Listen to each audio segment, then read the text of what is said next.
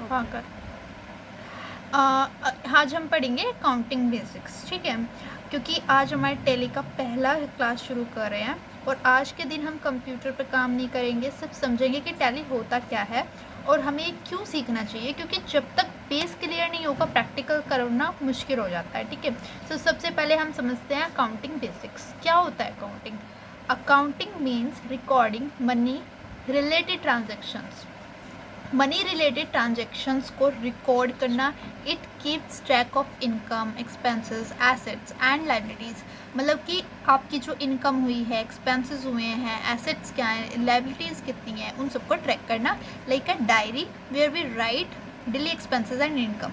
जैसे एक डायरी होती है जहाँ पे हम अपना डेली एक्सपेंसेस और इनकम लिखते हैं, ठीक है। मतलब कि अकाउंटिंग, सबसे पहले यही समझते हैं कि अकाउंटिंग का मतलब है पैसों का हिसाब रखना। जैसे घर में हम एक डायरी रखते हैं जिसमें लिखते हैं कि आज 500 रुपये हमने सब्जी पर खर्च हुए, 2000 रुपये हमने बिल दिया और 20,000 रुपये हमें सैलरी मिली। ऐसे ये सब हम एक डायरी में लिखते हैं तो उसे घर का हिसाब क्लियर रहता है, ठीक है।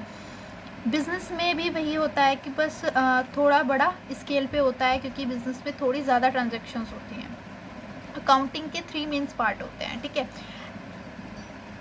इसमें सबसे पहले हम एक बार ऑब्जेक्टिव कर लेते हैं। ऑब्जेक्टिव क्या होता है कि ट्रांजैक्शन को सिस्टमेटिकली रिकॉर्ड करना, प्रॉफिट और लॉस को जानना, कितना प्रॉफिट हुआ है, कितना लॉस हुआ है, और फाइनेंशियल पोजीशन जाननी, एसेट्स कितनी है, लाइबिलिटीज़ कितनी है, और एक्सपेंसेस पे अगर ज़्यादा हो रहे हैं उस पर कंट्रोल करना और अपने प्लान को बेटर बनाना, ठीक है। इसमें 3 टर्म्स होती हैं बेसिक अकाउंटिंग की।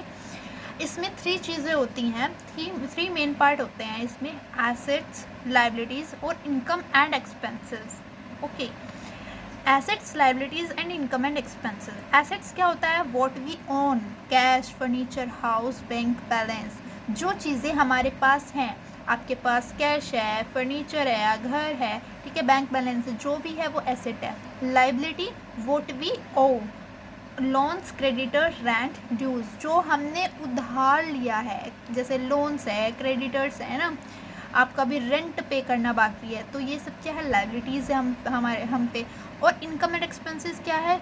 इनकम हुई जो हमने मनी अर्न किया और एक्सपेंसेस जो हमने स्पेंड किया। अर्न किया सैलरी, रेंट रिसीव हुआ, सेल्स हुआ है। मनी स्पेंड हो सकता है, इलेक्ट्रिसिटी बिल हो सकता है, रेंट पेड हो सकता है, ग्रोसरी हो सकती है। जो पैसा आता है वो पैसा, और जो पैसा जाता है, जो पैसा आता है वो इनकम है और जो पैसा जाता है वो एक्सपेंसेस है। इसमें अब ये सवाल आता है कि डायरी में लिखने की जगह हम टैली क्यों यूज़ करें। डायरी में थोड़ी गलती हो सकती है, कैलकुलेशन में मिस्टेक हो सकती है, लेकिन टैली में सब ऑटोमेटिक होता है। टैली एक कंप्यूटर सॉफ्टवेयर जिसमें हम सारे ट्रांजेक्शन्स लिखते हैं। ये सॉफ्टवेयर उनको अरेंज करता है और ऑटोमेटिक रिपोर्ट बना के दे देता है।